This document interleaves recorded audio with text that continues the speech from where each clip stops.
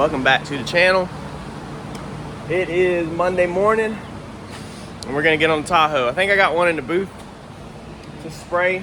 The Ed's got taped up, and as soon as I get this thing knocked out, what do we got? Yeah, he's in the middle of taping up a flip car. So once I'm gonna get this thing on the frame rack this morning, and then have to get that sprayed out, and then we're going to make some pulls on this pillar up here.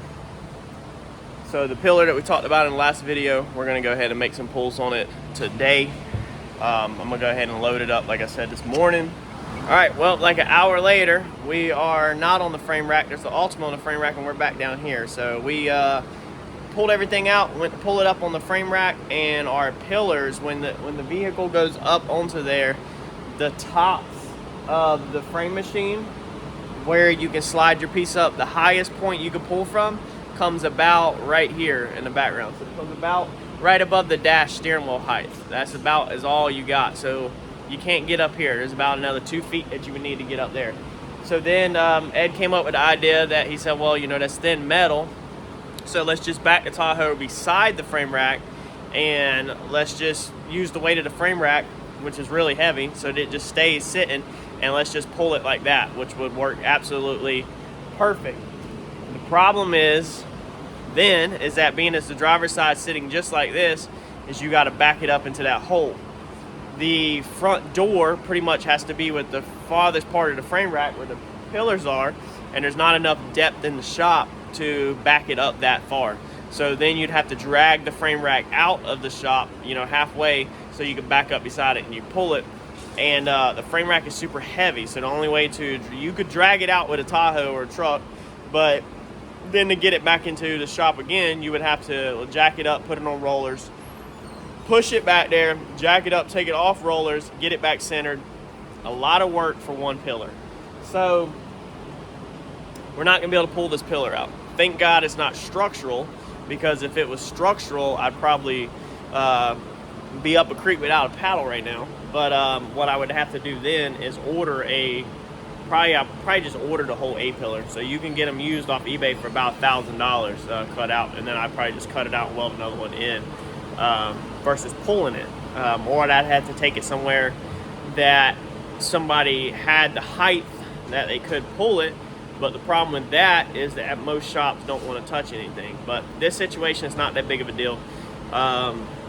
It just sucks because I didn't want to do this route. So what we're gonna do is I think I'm gonna go in there and slice it open right on the edge right here, and basically take that 90 that I need to come out, and I'm gonna get behind it with a pry bar, and I'm gonna just fold that 90 all the way back out. So I'm gonna remove the top cap, or at least peel it back, and separate that, and then fold the top cap back again, and then re-weld it back together. Or I might even cut some metal out of some other fenders or whatever, and build basically some patch panels. So that little area turned into, you know, not that long to probably a whole day event. My whole Monday will probably be shaping that A-pillar and getting that back where it seals tight. So it is what it is. I thought honestly that the passenger side was going to be the worst this whole time, since the passenger side had the roof squished down. I thought that the passenger side was for sure going to be the bad side, and the driver was going to be easy. That's why I started on the passenger side. Ends up, just like true nature of an IAA flip salvage title, is you truly don't know what you're getting into until you actually get into it a lot of times. So, you know, as soon as we hung the door, then that's in last week on the video when I figured out how far it was back, that's when you really start figuring it out. So this is gonna suck, but let me figure out where I want to make my cut. I think I'm gonna just kind of try to like split it in the center maybe or something. I don't 100% know yet. I might just completely cut on the body line. Like, it might be best just to come right here and just take out this strip, okay? Mark that and cut that whole strip out. And then that way I've got this whole strip to get in here and work. And then I can take this strip and either hammer it out on the floor and put it back in, or I can cut a new one. So whatever I need to do. But I think that's probably gonna be my best bet, is to try to remove that strip. That way I'm not getting, that way I can push this one up, I can roll this one out, and then I can just connect the two dots hopefully. So let me figure out what I'm gonna do. Let me get all this cut out. All right, so we got that strip cut out. Boy, when the professionals find this video, they are gonna have a blast in the comments section. So here's our piece. This piece should be flat the whole way, and as you can see, it is not. So you can see right here that the inner structure doesn't have any damage. You can kind of see what's going on, how there's supposed to be a gap. You know, I can stick my whole finger through, and when it rolled over, it squished the outside structure down back to the gap. You can also see, let's see here, kind of, where there's a gap there, and there should be a gap there, but there's not. It's a lot tighter. So what we're gonna do now is I'm gonna take a combination of chisels, hammers, and pry bars, and I'm gonna work on getting this back up. Okay, so we have a gap back in there like that, so that we bring this metal up, and then we're gonna work on getting this flange rolled back out so that this 90-degree track right here engages with our door sill right here like we want it to, so it's airtight. And we'll check this. I'll show you how we check this, because if you don't get this right now, then when you're driving down the road, you're gonna hear wind noise all right here. So let me get at this, and then I'll catch y'all up and show you what we got once I work all this out.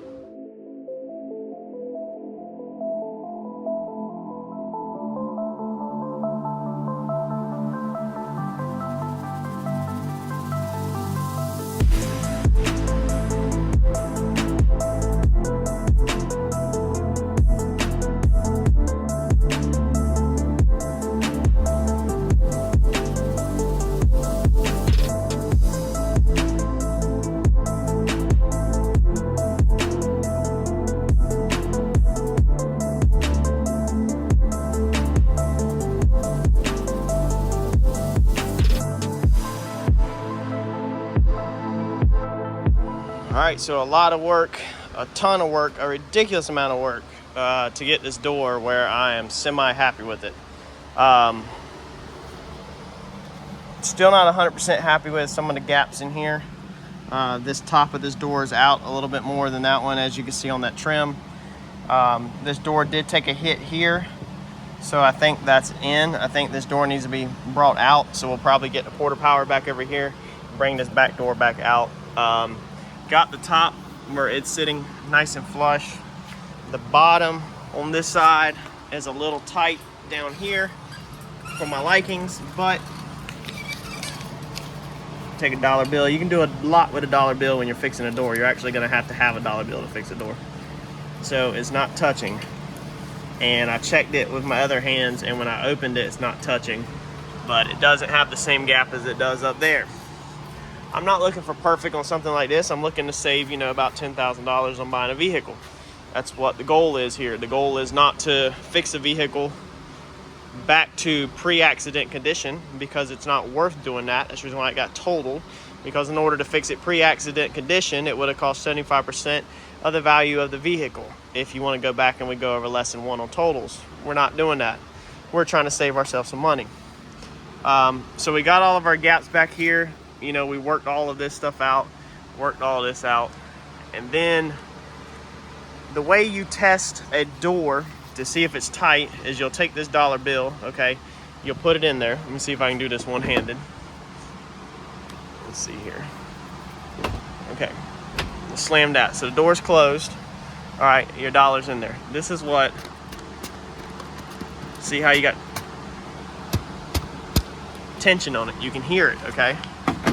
Now I did have to bend the top of this frame out over here. What I did was I put my knee inside the door like we talked about, and I yanked in on this door to get this lined up. But look, all right, tension. That's what you want. The tension over here where I've repaired it is even better than factory. All right, tension. That's what you want. So you want all that tension in there. Now down here on this side, see here, it's actually a little looser, so you can see how I can just kind of, it's not as tight, but it still has tension on it. So as long as you have tension in your door gaps when you close your door or your door jamb, then that means the seal is pushing pressure against there, and it's jamming this dollar bill inside there. That means air shouldn't come in. If the dollar bill doesn't just come right out, the air should not come in. Now all this gap's wrong because this fender's wrecked, so we can't count none of that. You can see how this fender is squished in too tight. That gap's right there. It's not right here. So with the new fenders, we'll tweak them, get them right. I actually scored the fenders this weekend. Everything on eBay was looking like $1,300, basically like $1,300, and the dealer was also looking to be about 13 and some change for 2 fenders. eBay was a little higher, whatever it was. And when we originally looked, eBay was higher than the dealer. I think eBay was showing like $1,500 across the board for two fenders left and right for this vehicle, whereas the dealer was like $1,300. So I was relaxing on Sunday on the couch and going through searching again for a hood, searching for the items that I'm still trying to find deals on. So I haven't just pulled the trigger on because I don't need them. So I was looking for used stuff. I was looking for damaged hoods, damaged fenders, you know, stuff that is easily repairable, but they're not tweaked and messed all up. So a trick that I did to find these was, if you go on eBay and you search for any item, it's going to default to best match. If you change your search result to lowest first, it'll show you cheaper items first, obviously, and work its way up. But you're going to lose a lot of items. So looking for race car parts before, I have found an item under best match. Let's say it's $21, okay? Then I change my search result to lowest first. Once I get to $19, I'll roll through 20, 21, 22, 23, and I'm like, where did that $21 item go? I go back to best match, recalculate, it resorts it, and it's right there again. So for some reason, I don't understand why, but for some reason with eBay, when you change your search results, sometimes you lose items. So you have to do all of them kind of if you're really trying to find a deal. Like if you're working hard and you're really digging for a deal. So what I did this weekend was I was digging, doing all my tricks that I do on eBay that I have learned over all the years to get the absolute best on the internet. Man, it looks like it is about to crap on us back there. Look at that. So I was doing all the tricks that I have learned over the years on eBay, and what I did this time was I changed my search results to the most expensive first. And then you can go all the way and work your way back down to the cheapest and then come back up.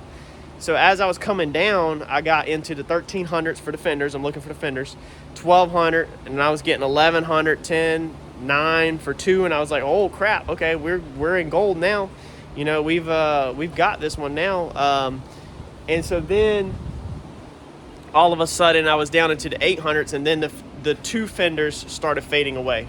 So then what happened is it was just showing results for left or right. And normally once it starts showing results for just one side, normally that's when you have lost your deals and you need to go back to the pairs if you're looking for the pairs.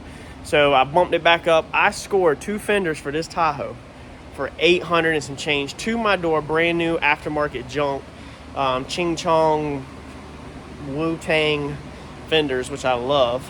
I love the prices. I don't mind beating and banging on stuff, as you can see. I just want it cheap.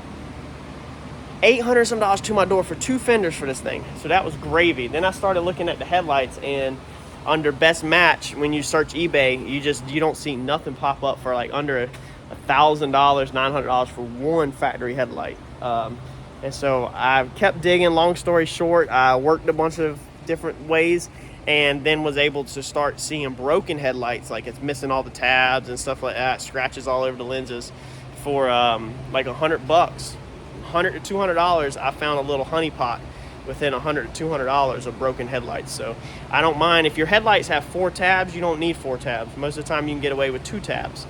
You know, tabs, by tabs I mean where they mount, where the headlight holds in. So you can get deals on headlights when you're putting back these vehicles back together that have broken tabs on them. You know, sometimes they come with a broken tab and you can fix them. Other time you can take your headlight, if you have that tab, you can cut that tab off, panel bond it back on the headlight. If you're an OG to the channel, then I've already taught you all this on like the golf cart repair videos, the bumper repair videos. When we did all that, I already taught you how to panel bond and plastic weld stuff back together. So now you see where everything's starting to link together that I'm trying to teach y'all.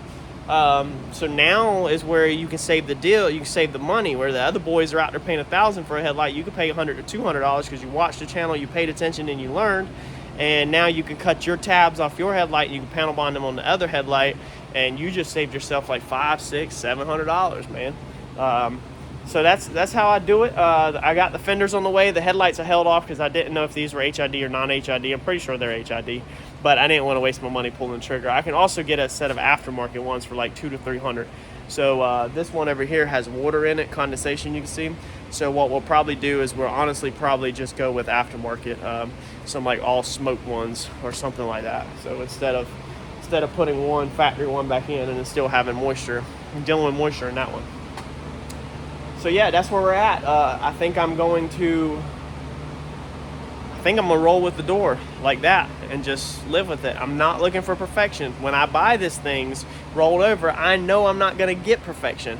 What I want to get is the $10,000 off what I'd have to pay at a car lot, or what I'd have to pay off Facebook Marketplace, or what I'd have to pay off Craigslist, wherever. I want the savings. I don't care about the gaps being wrong or something like that. That's where the race car, we got them perfect.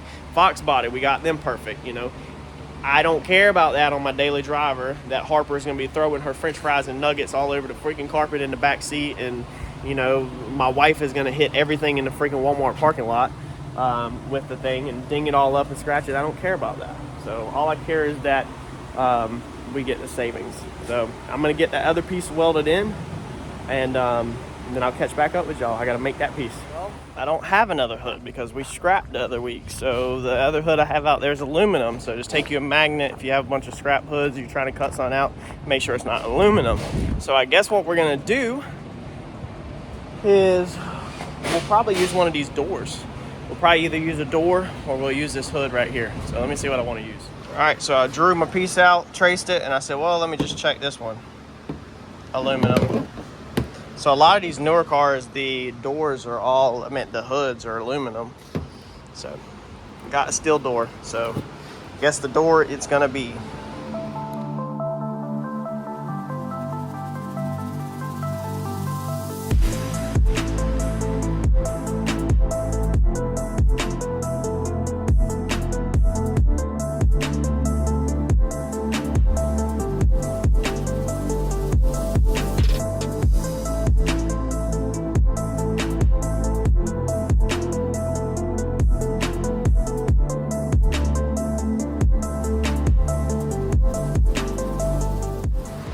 All right, so we're about to weld this piece in. I'm gonna actually do this in like 2 parts. So it's a little easier with the curve. The curve wasn't 100% right. When I took the stencil out, I knew that it was a little off because of just how that's bent.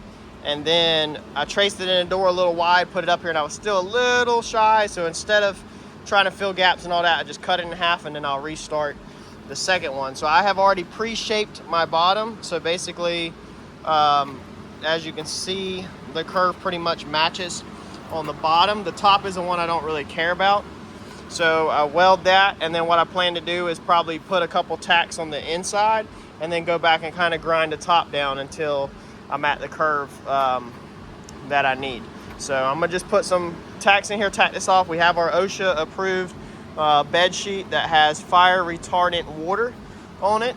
We're just gonna be popping a bunch of little welds, so we don't want any little BBs to hit here. So hopefully if it hits this, if they go through it, it'll cool down and not go into the vehicle. So I'm gonna get to tack welding all this up, and we're not worried about our glass because the windshield's busted, just for anybody that's new to the channel. And we're not worried about any front end stuff, obviously, because all of this gets replaced. So I think we'll be fine. So let's rock and roll.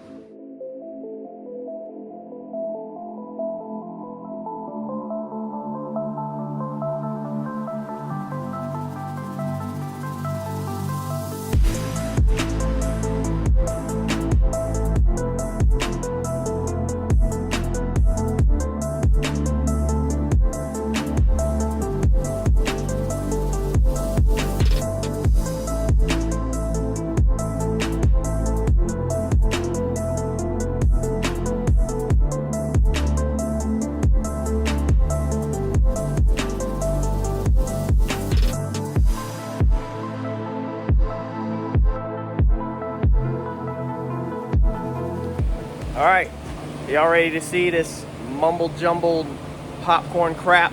Half of it. We only got this half up here done. Let's stop right now and disclose the correct way to do this, okay? The correct way to do this would be to replace the whole A-pillar. Normally the A-pillar will consist of the quarter panel also. On this job, it does not consist of the quarter panel. So let me show you what panel you would be replacing to do this correctly and what steps you would do to do this correctly if your vehicle was in an accident and let's say a shop was repairing it. Let me show you just real fast so you understand. All right, so if the vehicle did not total and you had that amount of damage, what they would have done is you would be taking fenders off, hoods off, doors off, windshield out. All of that stuff would be coming off, doors off and everything. You would be replacing this whole panel that runs down right here, this A-pillar, okay? This piece right here. Now inside the door jamb, this cap, this pillar, is attached with spot welds. That's what these little dots are. If you pull your seal back, these are spot welds. That's where two panels go together. So if you are clueless on auto body and paint, that's what that is. Now this piece right here runs all the way down into your door jambs and all the way around, It's gonna break somewhere, but it runs a lot. Now they have rules on the correct methods that the manufacturer allows during repairs. So on some repairs, they allow you to cut certain areas and just do a certain area. Either way, normally you don't have any butt joints like this. Normally it's all spot welds. Now, if they do allow you to make a cut somewhere and do a butt joint, normally it is small. From what I have seen, we very rarely do things the right way. We do insurance jobs where we do this the correct way when we're getting paid. We've done a couple, but normally I even try to stay away from them. When you remove your windshield, you will have spot welds all up in here. They'll either go this way or they'll go this way. They probably go this way. You'll also have spot welds up in here. This is a seam. This is seam sealer, okay? And this is where two seams go together. So there's gonna be spot welds underneath here. Actually, if I move this dirt out the way, you can see a spot weld right there, okay? So your roof skin is normally separate from your side pieces. If you weld near glass, okay, let me go ahead and show you this. If you don't know, this is what can happen.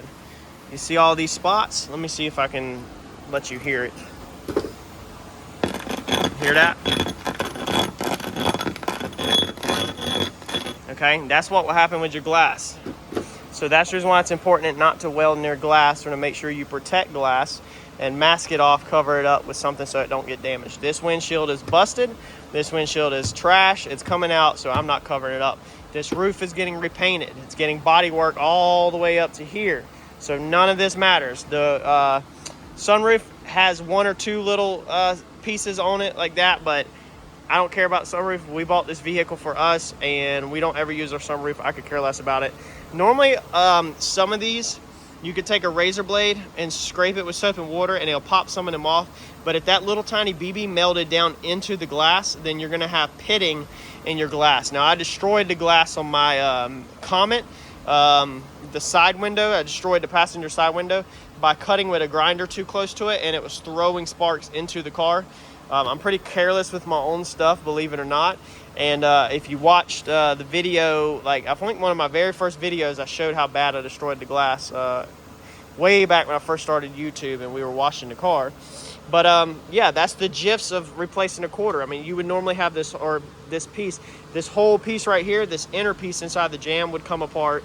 It's gonna break somewhere over there. Like I said, I'm not sure where it breaks. Sometimes it involves the whole entire quarter. You have to basically peel the whole side of the vehicle off, put a whole nother side on, just for this one little section.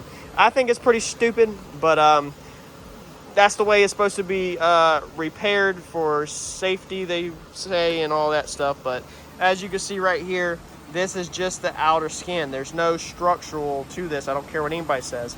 Your thicker metal is all inner structure. This is just cosmetics. So what we did was we cut our piece, and like I said, I went and welded across the bottom. Basically, I just put a bunch of little bubblegum, BBs, crap all over it. It's extremely hard to weld thin metal like this, especially when you're welding two pieces of metal together right on the corner. And then across the top, I left it, when I grinded it, I left the metal just a touch high, okay? And then I come from the backside and through weld from the backside. That was feeding it the welding wire and melting the lip down. So it was feeding the puddle, you know, or as the metal melts and puddles up to form a weld, it was feeding it twice as much, you know, without disturbing anything. So I was basically just letting that little piece, every time it hit it, melt down into there, and then move to another one and melt it down in there. Now this has obviously got a little bit of wave in it. All I care about is necessarily this back line right here, which is from the factory. and this front line. This front line is straight. We lined it up with a door, and then I matched it with that, so that's not concerned. This line right here is where your waviness comes, and I'm actually leaving this build-up edge right here. I'm not going to grind this down and thin the metal out. I'm going to leave that. When we skim this out, the filler will get this all straight. So this is actually lower than what it's supposed to be. I don't know if you could tell in the video, but this is down a little bit lower. So I'll have plenty to skim over, and now I've got a nice solid structure underneath it that I'm not worried about. So I feel confident with this. So I'm going to go ahead and do this piece. I'm not going to time lapse. I'm going to weld all that in, get it grinded out. It's almost 4 o'clock. So all I'll have time for today is to weld that and grind that out. This edge right here, I've ran over it so it's decently smooth.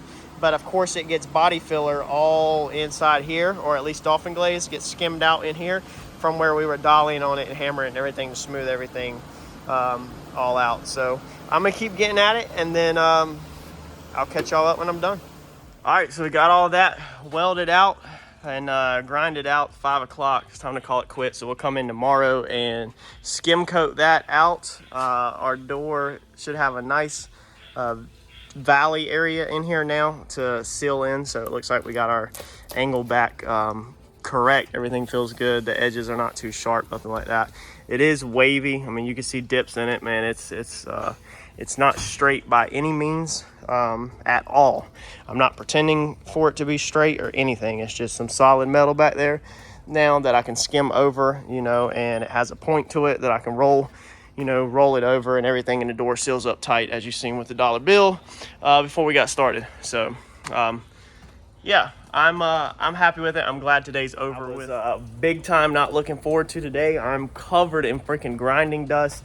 Had them little, you know, BBs when you're welding hit the leg, fall down in your shoe, and they're literally just sitting there burning deeper and deeper into the skin until they cool off. So I can feel a couple in my feet. It hurts. I'm itchy. I'm tired. I'm dirty. I'm ready to go the freak home.